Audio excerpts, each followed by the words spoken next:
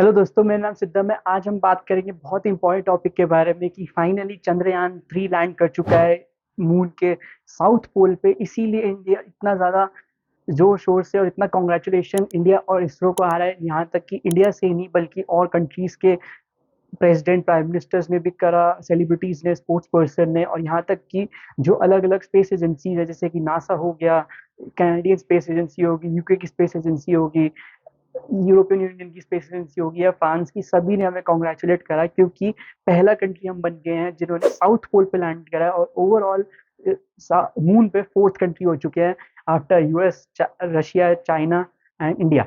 और इंडिया ने, रशिया भी थोड़े दिन पहले लैंड करने वाला था अपना लूना 25 मिशन, बट वो हो नहीं पाया।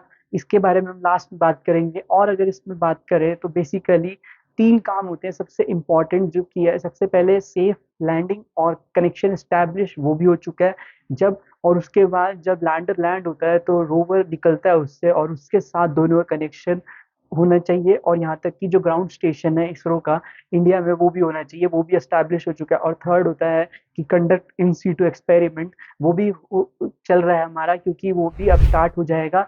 और साथ ही में बोल रहे हैं कि ये बहुत इंपॉर्टेंट है क्योंकि जैसी कनेक्शन स्टैब्लिश हुआ वो बाहर आया हमारा रोवर प्रज्ञान, और उसी के साथ ये स्टार्ट हो चुका है एक्सपेरिमेंट करना, क्योंकि बहुत सारे उस पर पेलोड है डिफरेंट जो अलग अलग तैयार करेंगे। क्योंकि जो साउथ पोल है बहुत ही डिफिकल्ट और एक्सट्रीम एनवायरनमेंट है वहाँ पे, पूरी सराउंडिंग मतलब कंप्लीट ब्लैकआउट है वहाँ पे, कोई लाइट का नामो निशान नहीं। और इसलिए बोल रहे इतना ज़्यादा टफ और एक्सट्रीम टेम्परेचर, मतलब -270 डिग्री से भी ज़्यादा है। इसलिए उनको हीट करने के लिए डिफरेंट सोलर पैनल लगाए हैं, ताकि एक तरफ हमेशा सोलर की जो भी वो रोशनी रहेगी उससे उनको उसको एनर्जी मिलती रहेगी। और साथ में बोल रहे हैं कि इससे एक नया वो होगा कि क्या वाटर जिस क्रेटर पे लैंड करा है, क्या वाटर मिल सकता है वहां से, क्योंकि वाटर जो होता है वो हाइड्रोजन और ऑक्सीजन होता है। इससे क्या है कि रॉकेट फ्यूल भी बन सकता है और ड्रिंकेबल वाटर भी हो सकता है, यहाँ तक कि ब्रीदेबल एयर भी बन सकती है। तो उसी के लिए अलग अलग एक्सपेरिमेंट्स हैं। एक नासा का भी पेलोड है जो कि बोलता है बहुत ही सोफिस्टिकेटेड पेलोड भेजा है उसने अपना एक्सपेरिमेंट। और साथ में जब ये लैंड हुआ था तो ऑलमोस्ट नासा हो गया, फ्रांस की स्पेस एजेंसी होगी, यूके की होगी, कैनेडियन हो गई, यहाँ तक कि जापानीज एजेंसी, सब ने डिफरेंट डिफरेंट लोकेशन से वो प्रॉपरली मॉनिटर कर रहे थे चंद्रयान 3 को कि कैसे ये लैंड होगा, कब होगा, और बिल्कुल एक्यूरेटली होगा भी या नहीं। तो इसीलिए हमने फाइनली सबको दिखा दिया कि yes, India can do it. And हम भी स्पेस रेस में सुपर बहुत आगे हो चुके हैं, और स्पेस सुपर पावर में भी। लेकिन रशिया नहीं कर पाया, और इसीलिए उसके ऊपर ही बात करेंगे। बेसिकली इस बार जो सब चार फेजेस की बात करें जो कि बहुत इंपॉर्टेंट है। पहले आता है रफ ब्रेकिंग फेज, इसमें होता है जो हाइट लास्ट की 30 किलोमीटर्स के रहता है सन के सरफेस से, और इसकी वेलोसिटी होती है लैंडर की बेसिकली 1.68 किलोमीटर पर सेकेंड की स्पीड से ट्रैवल कर रहा होता है, तो उसमें बहुत इंपॉर्टेंट होता है। सेकेंड होता है एल्टीट्यूड होल्ड फेज, मतलब इसमें जो लैंडर है वो थोड़ा सा टिल्ट होता रहता है, कभी हॉरिजॉन्टल कभी वर्टिकल, क्योंकि वो उसे एडजस्ट करना पड़ता है। और इसमें जो हाइट रह जाती है वो रह जाती है 7.62 किलोमीटर। और नेक्स्ट होता है इसका सेकंड लास्ट होता है एल्टीट्यूड ब्रेकिंग फेज। इसमें होता है कि लास्ट के सिर्फ जो 28 किलोमीटर रह जाते हैं उसी में करना होता है। और इसमें जो स्पीड होती है, यानी कि वेलोसिटी किस स्पीड से नीचे आ रहा है हमारा लैंडर, वो बहुत ही कम हो जाती है, वो बेसिकली जीरो की तरफ कर देते हैं। और ये मतलब 500 मीटर से लेके 100,000 मीटर तक पर मीटर मीटर सेकेंड वेलोसिटी रहती है। और बेसिकली लास्ट फेज होता है at hold terminal descent phase, यानी कि बिल्कुल लास्ट में जब बिल्कुल टच डाउन होने वाला होता है तब। और उसका एरिया भी मैटर करता है कि कहीं ये डिफरेंट एरिया में तो नहीं लैंड हो रहा है यार, बिल्कुल उस टाइम पे बिल्कुल जीरो स्पीड हो जाती है, कोई भी थ्रस्टर्स कोई भी बूस्टर्स नहीं काम कर रहे होते।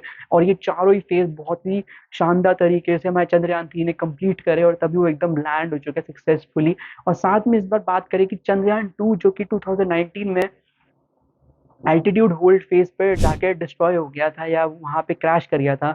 इस बार वो क्यों नहीं करा और क्या इस बार डिफरेंट करा? अगर मेन उसकी बात करें तो इस बार जो इन्होंने फ्यूल था वो बहुत ज्यादा एक्सपैंड बढ़ा दिया था, और जो लैंडर था उसकी कैपेसिटी उसको स्ट्रॉन्ग बहुत ज्यादा कर दिया, एंड्योर कर दिया।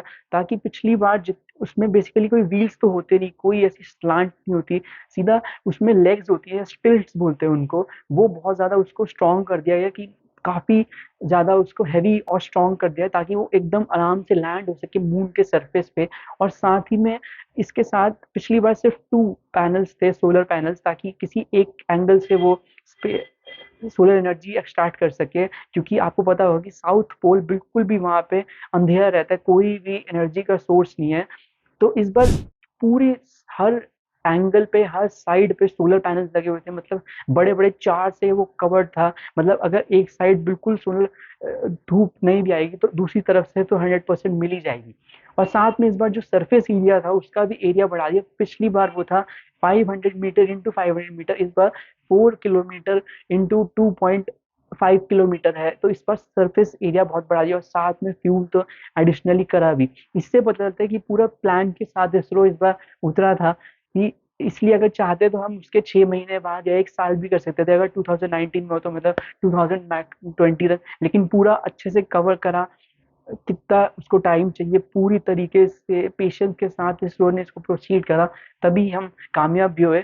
और साथ में जो ऑर्बिटर उस टाइम पे सक्सेसफुली वो अभी भी चल रहा है, उससे जितना डेटा हो सके वो भी एक्सट्रैक्ट करा, बाकी एजेंसीज की भी हेल्प ली, और अब फाइनली ये कंप्लीट हो चुका है। इतना बड़ा फीट अचीव कर चुका है इंडिया। और साथ में अगर बात करें कि रशिया का जो लूना 25 मिशन था वो बिल्कुल तरीके से क्रैश कर गया। बोल रहे थे कि वो 10 अगस्त को चालू हुआ था, और बोलते कि 17 से लेके 23 अगस्त से में बीच में पहुंच जाएगा, जिस टाइम पे इसरो का चंद्रयान 3 पहुंचना था। लेकिन वो बोलते कि हमने 40 दिन पहले लॉन्च करा और इतनी फास्ट क्यों? तो अगर इसका कंपैरिजन करें तो बेसिकली 3 पॉइंट्स आते हैं: टेक्नोलॉजी, मनी एंड एक्सपर्टीज। क्योंकि रशिया के आपको पता ही होगा कि इतनी ज्यादा एक्सपर्टीज, सबसे पहले भी उन्होंने स्पुतनिक सैटेलाइट भेजी थी, first astronaut Yuri Gagarin uni का था। और तो इतना ज़्यादा एक्सपर्टीज थी, 47 ईयर्स के बाद भेजा लेकिन तब भी इतनी ज़्यादा एक्सपर्टीज थी। और साथ में अगर टेक्नोलॉजी की बात करें तो जो लैंडर था वही कम से कम उस लैंडर जो वो था वो 3200 केजीज का था। और उसमें सबसे बड़ी बात है कि सिर्फ लैंडर था, कोई रोवर नहीं था। तो खाली वो लैंडर भेजे थे जो 50 मीटर डिग करता। उसकी एक आर्म थी, रोबोटिक आर्म, जो डिग करके पता लगाती है कितना पानी है, क्या आइस का कंटेंट है, कितना ब्रीदेबल एयर या रॉकेट फ्यूल और बन सकता है। लेकिन सारे एक्सपर्ट बोलते हैं कि 50 मीटर से आप कुछ नहीं कर सकते, और ज्यादा होना चाहिए या इसमें कुछ होना चाहिए, लेकिन वो तो नहीं था। और साथ में बोल रहे कि मनी, जहां तक हमारा सिर्फ हुआ 363 करोड़ में, उनका हुआ है टोटल 16,000 करोड़ का कॉस्ट आया था खाली लैंडर को भेजने के लिए। उसमें कोई ऑर्बिटर, कोई रोवर नहीं था। और हमारे में लैंडर भी और रोवर भी, जो 14 डेज तक चालू रहेगा इंडिया के अर्थ के डेज के मुकाबले, और वहां पे वो 1 लूनर डे तक चलेगा।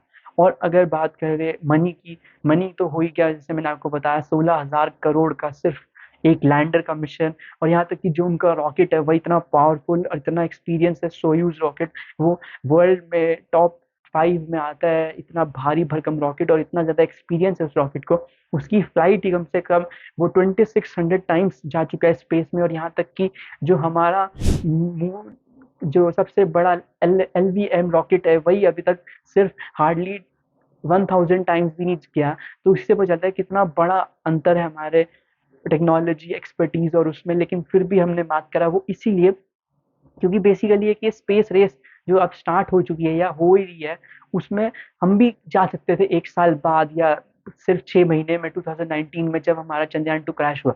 लेकिन हमने ऐसा नहीं करा, हमने पूरा टाइम लिया, प्रॉपरली पेशेंस के साथ सारी चीजें स्टडी करी, और तब जाके हमने इसको फाइनल कंक्लूड करा, और तभी हम इतना सक्सेसफुल है।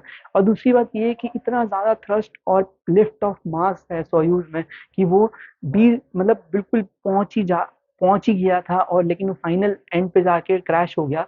और हमने बेसिकली, हमारे में ना इतना फ्यूल है ना इतना थ्रस्ट था रॉकेट में, तभी हमने इनडायरेक्ट वे में लिया और वो बिल्कुल डायरेक्ट गए, क्योंकि हमने अर्थ की ग्रेविटी को यूज करा, स्लिंग शॉट बार बार करे, मैन्यूवर्स करे, लेकिन उन्होंने बिल्कुल वो डायरेक्ट गया, तभी वो बोलते इतनी फास्ट पहुंच जाएगा। लेकिन वो तो बाई चांस अनफॉर्चुनेट है कि रशिया का भी रॉकेट उस टाइम पे लैंडर क्रैश हो गया। देखते हैं अब वो कब भेजेंगे। बोल रहे हैं कि बहुत ही जल्द वो रशिया का लूना 26-27 भी जाएगा, जो कि बोले बहुत ही एडवांस होगा। उसमें वो रोवर भेजेंगे, हो सकता है ऑर्बिटर भी भेजे, जो कि बोले 2024 और 2025 में भेजेंगे। लेकिन देखते हैं कि क्या 25 के बाद वो एकदम भेजते हैं या थोड़ा टाइम रुक के दोबारा से अपनी स्ट्रैटेजी पे वर्क करके। तो यही पता चलता है जो स्पेस रेस है उसमें हम नंबर 1 हो ही चुके हैं, और ओवरऑल हम नंबर 4 पे हैं। Let's see. और इसमें कि बाकी बहुत सारे मिशन भी प्लान है, जैसे कि गगनयान बोले 2025 में लॉन्च हो जाएगा। बहुत जल्द आदित्य L1 और निसार सैटेलाइट जो कि यूएस ने बनाई है उसको लॉन्च हम करेंगे। लेकिन वो बोले अब तक की सबसे महंगी सैटेलाइट है, उसको 1.5 बिलियन डॉलर्स के लगे हुए हैं। और वीनस भी बहुत जल्द है, हम उसको भी कंट्रोल कर लेंगे। तो जो भी नई अपडेट्स आएगी उस पर मैं वीडियो लेते आऊंगा। So please like, comment and also subscribe to my channel. Please आप अपने सजेशन जरूर दे रहे हैं कि आपको कैसी लगी ये वीडियो।